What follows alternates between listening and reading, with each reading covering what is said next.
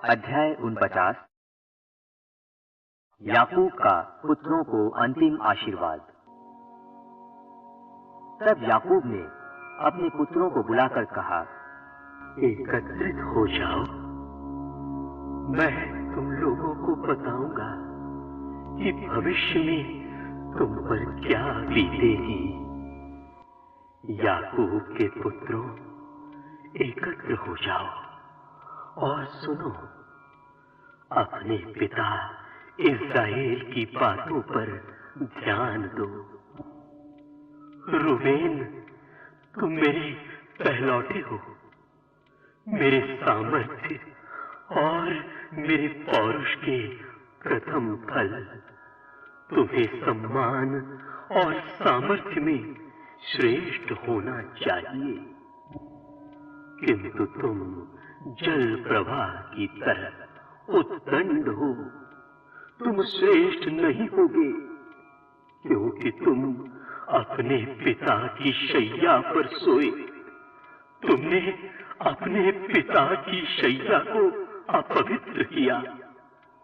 Simone और levy सहोदर भाई हैं।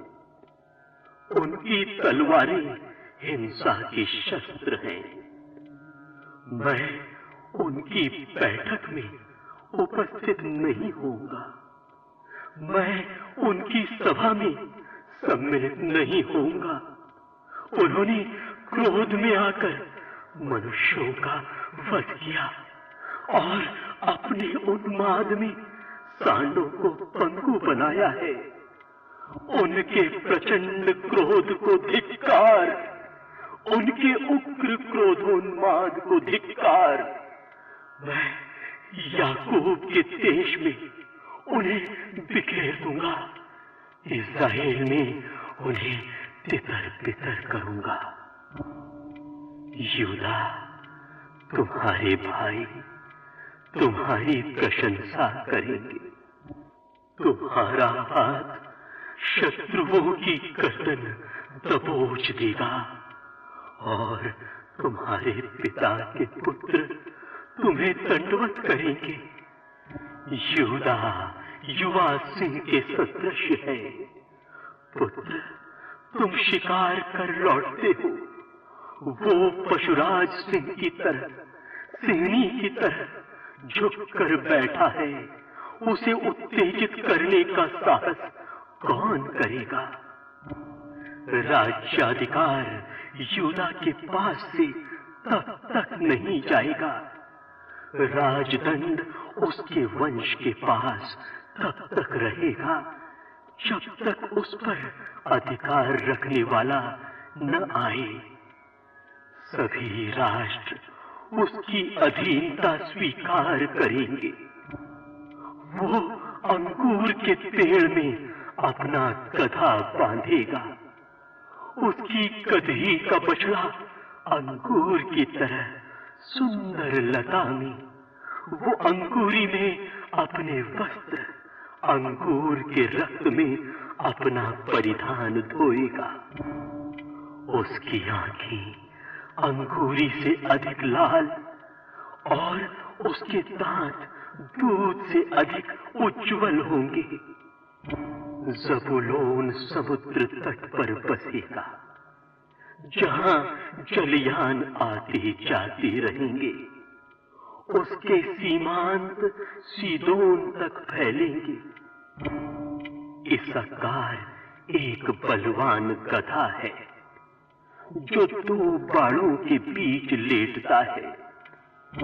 जब वो देखेगा कि विश्राम स्थान अच्छा है और देश रमणीय है, तो वो बोझ उठाने के लिए कंधा झुकाएगा और बेगार करना स्वीकार करेगा।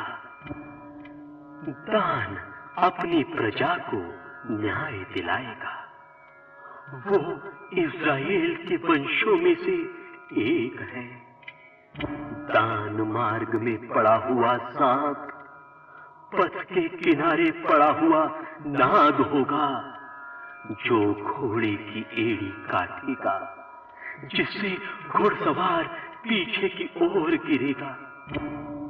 प्रभु, मैं तेरे उद्धार की राह देखता हूं।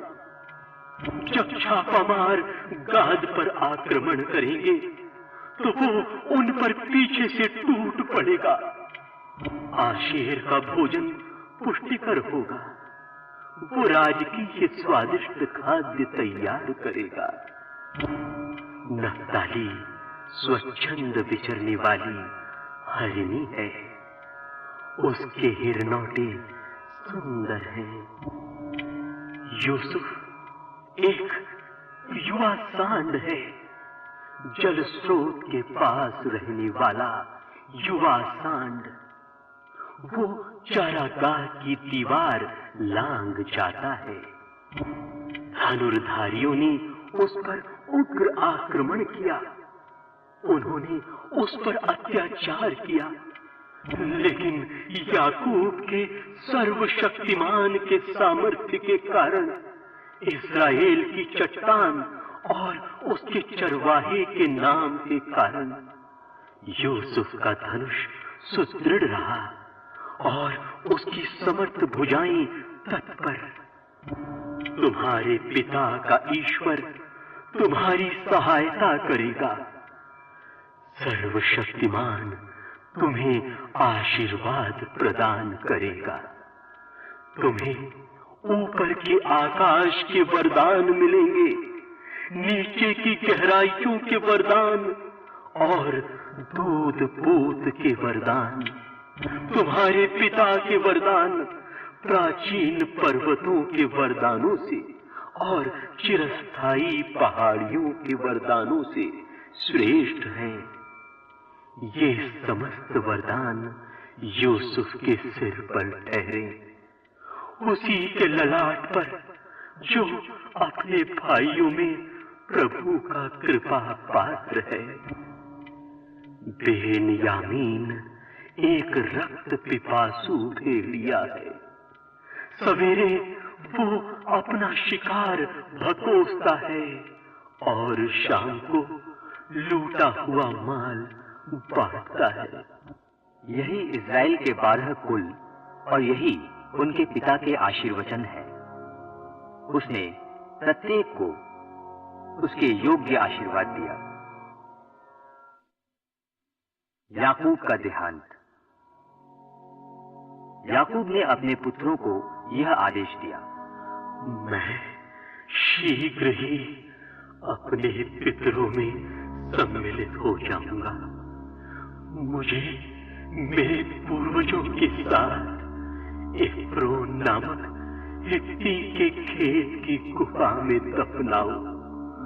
वो गुफा कनान देश में मामरे के पूर्व मकपेला के खेत में है। इब्राहिम ने उसे निजी मकबरे के लिए एफ्रोन हित्ती से खरीदा था। वहां इब्राहिम और उनकी पत्नी दफनाए गए। वहां इसहाक और उनकी पत्नी रिबेका दफनाए गए और वहां मैंने लिया को दफनाया। जब याकूब अपने पुत्रों को अंतिम आदेश दे चुका, तब उसने अपनी शैया पर अपने पैर समेट लिए और अपनी अंतिम सांस लेकर अपने पूर्वजों से जा मिला।